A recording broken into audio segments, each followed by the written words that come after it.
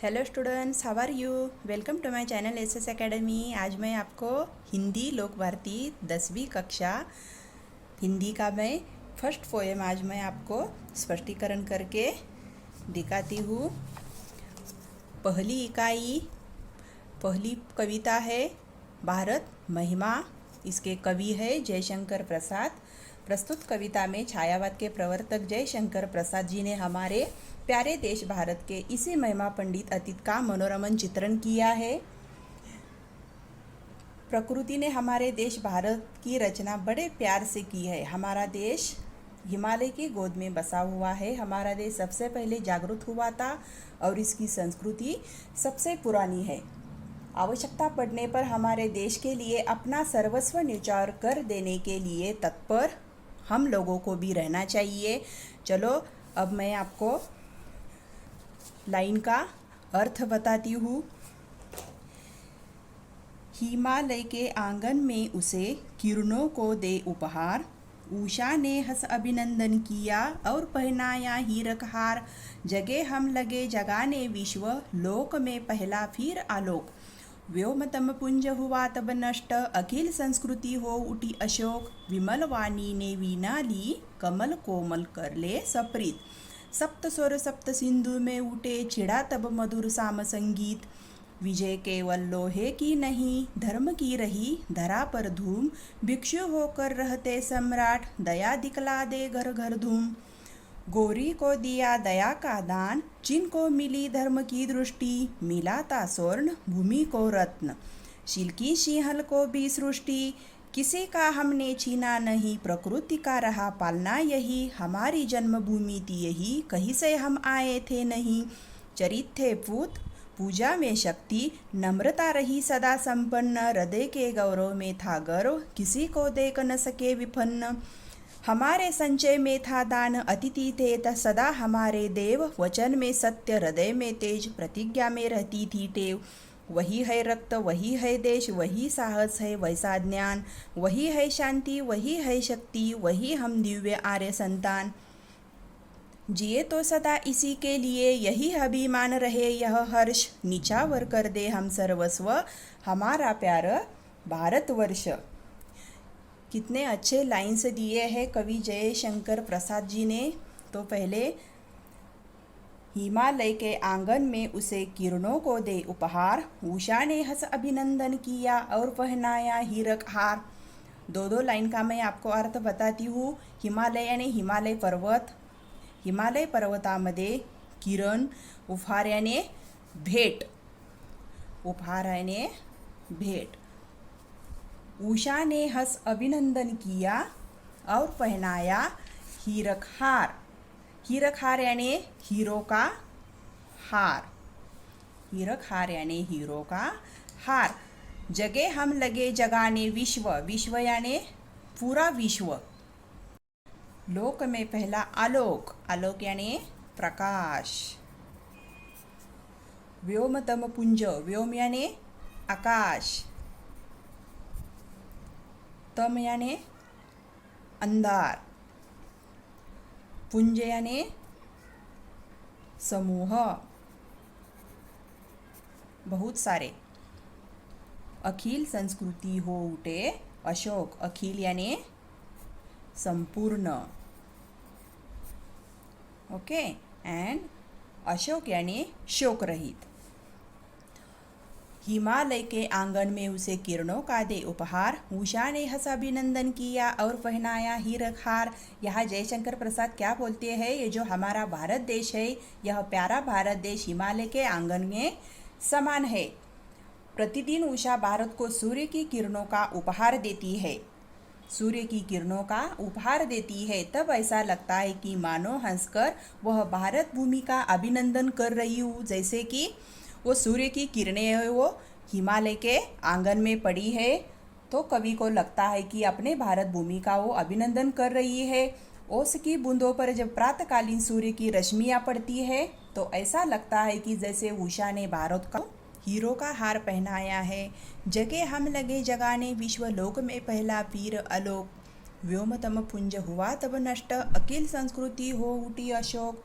सबसे पहले ज्ञान का उदय भारत में हुआ अर्थात सबसे पहले हम जागरूक हुए, फिर हमने पूरे विश्व में ज्ञान का प्रसार किया। इसके कारण समग्र संसार आलोकित हो गया। अज्ञान रूपी अंधकार का विनाश हुआ और संपूर्ण सृष्टि के सभी शोक दूर हो गए। नेक्स्ट लाइन, विमल वाणी ने वीणा ली कमल कोमल कर में सप्रीत, सप्त स्वर सप्त सिंधु में उठे, छीड़ा तब मधुर साम संगीत। विमल यानी पवित्र, विमल यानी पवित्र, एंड वाणी यानी सरस्वती, कर यानी हाथ, अपना हाथ, सप्रीत यानी प्रेम के साथ। ये मैं आपको हार्ड वर्ड्स के अर्थ बताती हूँ, कविता का स्पष्टीकरण समझने में इजी हो जाएगा। सप्तस्वर यानी 7 स्वर, जे सारे गम पद निसा, ये जो 7 स्वर है वही 7 स्वर। एंड सप्त सिंधु जो नदियाँ में उठे, छीड़ा तब मधुर साम संगीत, साम यानी सामवेद। ओके, विमल वाणी ने वीणा ली कमल कोमल कर में सप्रीत, सप्त स्वर सप्त सिंधु में उठे, छिड़ा तब मधुर साम संगीत। वाणी की देवी वीणा वाणी म्हणजे यानी सरस्वती ने इसी पवित्र भूमि पर प्रेम के साथ अपने कमल के समान कोमल करों को वीणा उठाई। उसकी झंकार में सप्त सिंधुओं के 7 स्वरों को मोहक सरगम गूंजने लगी, यानी सारे गम पद निसा ए सप्त स्वर गूंजने लगे। मधुर संगीत का यहाँ जन्म हुआ। इसी महान देश में संगीत के वेद सामवेद की रचना हुई। जो भी वेद है, सामवेद, अथर्ववेद, यजुर्वेद, इसमें यहाँ सामवेद का उल्लेख किया है कवि ने। विजय केवल लोहे की नहीं, धर्म की रही धरा पर धूम, भिक्षु होकर रहते सम्राट, दया लिखलाते घर घर घूम। विजय केवल लोहे की नहीं, लोहा यानी लोखंड, धर्म की रही, धर्म यानी बहुत सारे धर्म है हमारे भारत देश में, की रही धरा पर धूम, भिक्षु होकर रहते सम्राट, दया लिखलाते घर घर घूम। कवि ने क्या कहा है यहाँ, भारत के लोगों ने शत्रुओं के बल पर देशों को नहीं जीता। यहाँ प्राचीन काल से ही लोगों के मन में धर्म की प्रखर भावना रही है और उन्होंने संसार में धर्म का प्रचार किया है। यहाँ गौतम बुद्ध जो भी भिक्षु थे और वर्धमान महावीर जैसे धर्म पुरुष हुए, वो भिक्षु थे जिन्होंने विशाल साम्राज्य छोड़कर भिक्षु का स्वरूप धारण किया और घर घर घूमकर लोगों का कष्ट दूर करने का प्रयास किया और धर्म का प्रचार किया। इस लाइन में यहाँ कवि ने यही बताया है। नेक्स्ट लाइन, गोरी को दिया दया का दान, चीन को मिली धर्म की दृष्टि, मिला था स्वर्ण भूमि को रत्न, शील की सिंहल को भी सृष्टि। गोरी यानी मोहम्मद गोरी एंड दृष्टी यानी आपण पाहतो, मिला था स्वर्ण यानी सोना, रत्न, सील, सिंहल यानी श्रीलंका। हमने मोहम्मद गोरी को पराजित करने के बाद भी दयापूर्वक क्षमा कर दिया। हमारे देश से ही चीन को धर्म की दृष्टि मिली। भारत के महान सम्राट अशोक ने अपने पुत्र महेंद्र और पुत्री संघमित्रा को बौद्ध धर्म के प्रचार के लिए चीन, स्वर्ण भूमि अर्थात जावा और श्रीलंका भेजा। सिंहल यानी श्रीलंका।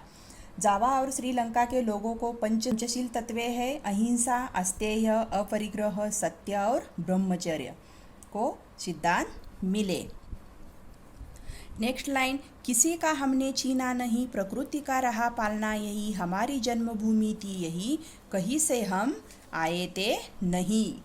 कवि यहाँ क्या कहते हैं, भारतवासियों ने कभी किसी की संपत्ति या किसी का राज्य छीनने का प्रयास कभी नहीं किया। हमें प्रकृति ने प्रत्येक वस्तु मुक्त हस्ते प्रदान की। प्रकृति की हमारे देश पर महान कृपा रही है। यहाँ की सस्य श्यामला भूमि, हिमाच्छादित गिरीशकर, घाटियाँ, वादियाँ, नदियाँ, झरने, फूल, जंगल, ये सब अनुपम है। भारत सदा हमारी जन्मभूमि से जुड़े रहे हैं। इसी देश की संतानें हैं। हम बाहर से किसी स्थान से आकर यहाँ नहीं बसे हैं, जैसा कि कुछ विदेशियों का कहना है। ऐसा कवि ने यहाँ लिखा है। ओके, नेक्स्ट लाइन, चरित्य पूत, पूजा में शक्ति, नम्रता रही सदा संपन्न, हृदय के गौरव में था गर्व, किसी को देख न सके विपन्न। पूत यानी पवित्र, पूत याने पवित्र एंड विपन्न याने गरीब, विपन्न याने गरीब। चरित ते पूत भुजा में शक्ति, नम्रता रही सदा संपन्न, हृदय के गौरव में था गर्व। भारत के लोग सदा से चरित्रवान रहे हैं, हमारी भुजाओं में भरपूर शक्ति रही है, भारतीयों में वीरता का कभी कमी नहीं रही है, साथ ही नम्रता सदा हमारा गुण रहा है। नम्रता रही सदा संपन्न यानी नम्रता सदा हमारा गुण रहा है। हमने कभी अपनी उपलब्धियों पर घमंड नहीं किया, हमें अपनी सभ्यता और संस्कृति पर ही गर्व रहा है। हम कभी किसी को दुख नहीं दे सके, दीन दुखियों की सेवा करने के लिए हम भारतीय सदैव तत्पर रहे हैं। नेक्स्ट लाइन, हमारे संचन में था दान, अतिथि में सदा हमारे देव, वचन में सत्य, हृदय में तेजी, प्रतिज्ञा में रहती थी टेव। संचय यानी एकत्र, संचय यानी एकत्र। संपन्न, हृदय के गौरव में था गर्व, किसी को न दे सके विपन्न। चरित ते पूत, पूत यानी या मैंने आपको बताया था, पूत यानी पवित्र, भुजा यानी बाहु। ओके, यदि हम धन और संपत्ति का संग्रह करते हैं तो दान के लिए करते थे। दानवीरता भारतीयों का गुण रहा है, जो भी आता है, जो गरीब लोग आते हैं उसे हम लोग दान करते हैं। हमारे देश के अतिथियों को सदा देवता के समान माना जाता है। भारत के लोग सदा सत्य बोलना अपना धर्म मानते हैं। हमारे हृदय में तेज था, गौरव था, हम सदा अपनी प्रतिज्ञा पर अटल रहते थे। प्राण जाए पर वचन न जाए, ये हमारा जीवन मूल्य रहा है।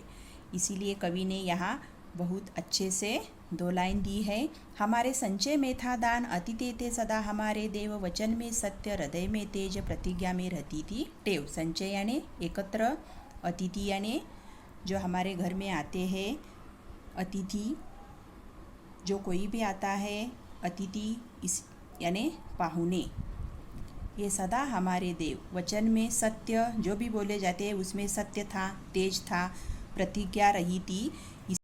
इसीलिए कवि कहते हैं प्राण जाए पर वचन न जाए, यह हमारा जीवन मूल्य रहा है।